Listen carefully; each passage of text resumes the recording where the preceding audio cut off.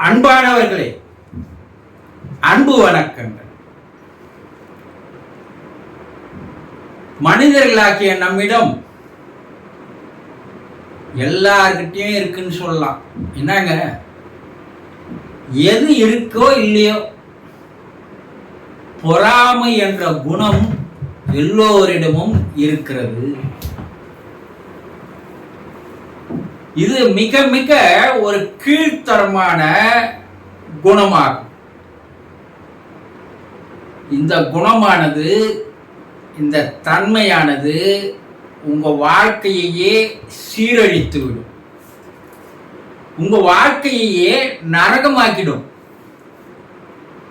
இது நமக்கு தெரியாத, நம்ம வாழ்க்கையை நாமே நரகமாக்கி கொள்கிறோமே, இது சரியா என்று எப்போதுமே சிந்தித்து பார்ப்பதே இல்லை.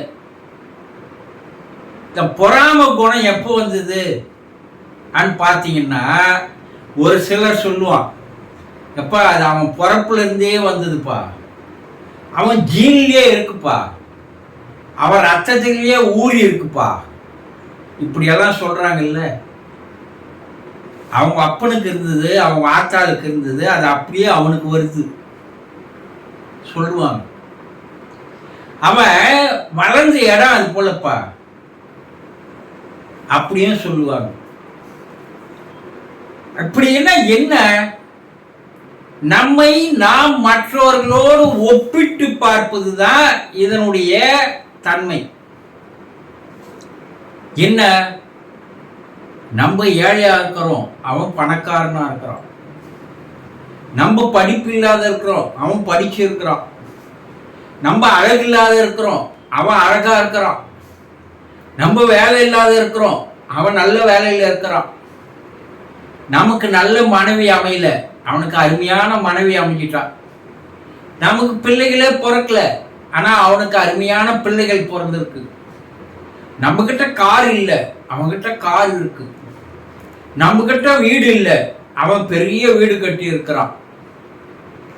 இப்படி மற்றவர்களுடைய நிலையை பார்த்து நம்முடைய நிலையை வைத்து ஒப்பிட்டு பார்ப்பதால் வருவதுதான் இந்த பொறாமை என்ற குணம். இது என்ன ஆகும்னா, நாளுக்கு நாள் யாரை பார்த்தாலும் அவர்களோடு நம்மை ஒப்பிட்டு பார்ப்பதற்குண்டான ஒரு வாழ்க்கையாக மாறிடும். நீங்க யாரை பார்த்தீங்கன்னாலும் நல்ல ஹைட்டா இருக்கிறான்பா, நல்லா இருக்கிறான், அழகா இருக்கிறான், அவ அழகா இருக்கிறா, நல்ல உடல் அமைப்போடு இருக்கிறா, அவ கார்ல போறா, அவ படிச்சிருக்கிறா, அவ வேலையில இருக்கிறா. 1000 கணக்குல மற்றவர்களோடு நம்மை நாம் ஏதோ ஒரு விஷயத்தில் ஒப்பிட்டு ஒப்பிட்டு பார்த்து பார்த்து பார்த்து இந்த குணம் என்ன ஆகுதுன்னா, நாள் ஒரு மேனி பொழுது ஒரு வண்ணமாக அதிகரித்து கொண்டே வரும். இதனால என்னாங்கன்னா, நம்மை சுற்றி இருப்பவர்கள் எல்லாம், ஐய அவனா, அவன் பெரும் பொறாம பிடிச்சவன்பா, அவன் எதிரில் போய் நிற்காத, அவங்களோட உறவு வச்சுக்காத, அவங்களோட ஃப்ரெண்ட்ஷிப் வச்சுக்காத, அவனோட பேசாத என்று நம்முடைய நண்பர்களும் உறவினர்களும் நம்மை வெறுப்பாக ஒதுக்கி தள்ளுகின்ற ஒரு நிலைக்கு நாம் ஆளாகிவிடுவோம். சில எதிர்பார்ப்புகளை யாருக்குன்னா நம்ம எதிர்பார்த்து போனோம்னா, அவன் மனசுல இவன் பொறாம குணம் பிடிச்சவன்பா, இவனுக்கு போய் நம்ம உதவி பண்ணோமா என்ற மனோபாவம் அவங்க மனசுல வந்துடும். இப்படி சிறிது சிறிதாக நம்மை நாமே அழித்துக் கொள்ளுகின்ற ஒரு நிலைதான் பொறாமை என்பது. ஆனா ஒண்ணுக்கு நம்ம தெரிஞ்சுக்கிறதே இல்லை. இறைவன் அவரவர்களுக்கு ஒரு தனித்தன்மையை, தனி திறமையை, தனி ஆளுமையை வைத்துதான் படைத்திருக்கிறான். என்னன்னா, உங்ககிட்ட இருக்கிற ஒரு திறமையோ, உங்ககிட்ட இருக்கிற ஒரு ஆளுமையோ, பர்சனாலிட்டியோ மற்றவனிடம் இருக்காது. ஒரே மனிதனை போல இறைவன் மற்றொரு மனிதனை உருவாக்கவில்லை. ஒரு பழமொழி இருக்கு, இறைவன் அசல்களை மட்டுமே உருவாக்குறான், நகல்களை அல்ல என்று சொல்லுவாங்க. அப்ப ஒரு மனிதனை போல மற்றொரு மனிதனுக்கு குணநலன்களோ செயல்களோ நடவடிக்கைகளோ இருக்காது. உங்ககிட்ட ஒரு தனி திறமை இருக்கும். இந்த தனி திறமையை நீ எப்போது தெரிந்து கொள்கிறாயோ அப்போ மற்றவர்களை பற்றி நீ பார்த்து ஒப்பிட்டு பார்க்கின்ற குணம் உன்னிடம் மறைந்துவிடும். அட, என்கிட்ட நல்லா பேசுற திறமை இருக்கு, என்கிட்ட நல்லா படிக்கிற திறமை இருக்கு, நான் எதையும் யூகித்து பார்க்கின்ற அறிவு இருக்கு. இப்படி உன்னுடைய ஆளுமையை, உன்னுடைய திறமையை எப்போது நீ உணர்ந்து கொள்கிறாயோ, இறைவன் கொடுத்தது வரம், அதை நீ எப்போது தெரிந்து கொள்கிறாயோ அப்போது மற்றவர்களோடு ஒப்பிட்டு பார்ப்பதை நீ நிறுத்தி விடுவாய். அப்போ வாழ்க்கையில நீ மேலும் மேலும் உயரம் வருவதற்கு ஒரு வாய்ப்பாக அமைகிறது. ஒரு பழமொழி சொல்லுவாங்க, நீ ஒரு பந்தை செவுத்தில் அடித்தால் அந்த பந்து மறுபடியும் உங்ககிட்ட தான் வந்து சேரும். அது போல நீ மற்றவர்களை ஒப்பிட்டு பார்த்து பொறாமைப்படும் போது இந்த பொறாமை குணமானது மேலும் மேலும் உன்னிடம் வந்து சேர்ந்து சேர்ந்து உன்னை மேலும் மேலும் வளர்த்து உன்னுடைய வாழ்க்கையே நரகமாக்கி விடும்.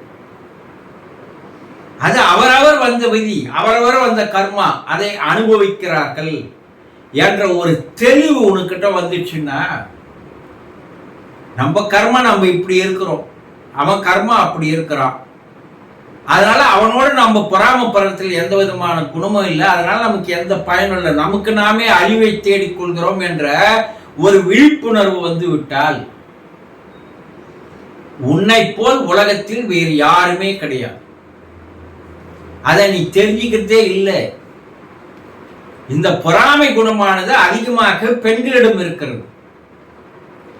இவங்க தான் அதிகமாக அதை வளர்த்துக் கொள்கிறார்கள். அவ ஒரு மோசமானவங்க, ஏன் அவளை இவளுக்கு பிடிக்கல பொறாமை. ஒரு பையன் 12ஆம் வகுப்பு தேர்வு எழுதியிருக்கான், அதெல்லாம் அவன் ஃபெயில் ஆயிட்டான். அவனுடைய நண்பர் வந்து, டே நீ ஃபெயில் ஆயிட்டடா. அப்படியா? அவன் என்ன சொல்றான், கந்தன் என்ன ஆனா, அவன் ஃபெயில் ஆயிட்டான். முருகன் என்ன ஆனா, அவன் ஃபெயில் ஆயிட்டான். அப்ப கணேசன் என்ன ஆனா, அவன் ஃபெயில் ஆயிட்டான். அப்பா இப்பதான் எனக்கு சந்தோஷமா இருக்கு. ஏண்டா, அவெல்லாம் பாஸ் ஆயிருந்தாதான் எனக்கு துன்பமா இருக்கும், அவெல்லாம் ஃபெயில் ஆயிட்டான்ல. இதுதான் பொறாமையினுடைய வெளிப்பாடு. மற்றவன் தான் நல்லா இல்லைனாலும் மற்றவனும் நல்லா இருக்கக்கூடாது. இது மாணவன் மத்தியில் வருகின்ற குணம் மட்டுமல்ல, வியாபாரத்தில் வருகின்ற குணம், போட்டியில் வருகின்ற குணம். இது என்ன ஆகும், மேலும் மேலும் ஒரு தீய பழக்கங்களை உங்களிடம் கொண்டு வந்து சேர்க்கும் என்பதை நீங்கள் புரிந்து கொள்வதே இல்லை. ஏங்க, இறைவன் அவனை அப்படி படைச்சிருக்கிறான், என்னை இப்படி படைச்சிருக்கிறான், அவனை ஏதோ ஒரு காரணத்துக்காக அப்படி படைச்சான், என்னை ஏதோ ஒரு காரணத்துக்காக என்னை இப்படி படைச்சிருக்கிறான் என்ற ஒரு தெளிவு உங்ககிட்ட வந்தால், அவங்ககிட்ட பணம் இருந்தாலும் நிம்மதி இருக்காது, உங்ககிட்ட பணம் இல்லைனாலும் நிம்மதியான தூக்கம் உறக்கம் வரும் என்பதை தெரிந்து கொள்ளுங்கள். அவன் அழகா இல்லைனாலும் பரவாயில்ல, அவன் அழகா இருந்தாலும் நீங்க அழகா இல்லைனாலும் பரவாயில்ல, ஆனா உங்களிடம் இருக்கின்ற திறமை, உங்களிடம் இருக்கின்ற ஆற்றல், உங்களிடம் இருக்கின்ற ஆளுமை அவனிடம் இருக்கவே இருக்காது. அழகு கொஞ்ச நாள்ல அழுகி போயிடும். இதையெல்லாம் நன்றாக தெரிந்து கொண்டால் உங்கள் வாழ்க்கையை நீங்கள் சந்தோஷமாக, ஆனந்தமாக, மகிழ்ச்சியாக வாழக்கூடிய இந்த வாழ்க்கையே உங்களுக்கு ஒரு சொர்க்கமாக மாறிவிடும். ஆனா வாழ தெரியாமல் நாம் இந்த பொறாமை குணத்தால் இறைவன் தந்த நல்ல அற்புதமான வாழ்க்கையை நாமே அழித்து வருகிறோம்.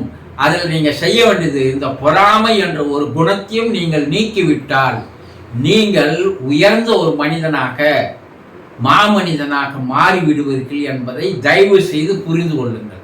சந்தோஷம்.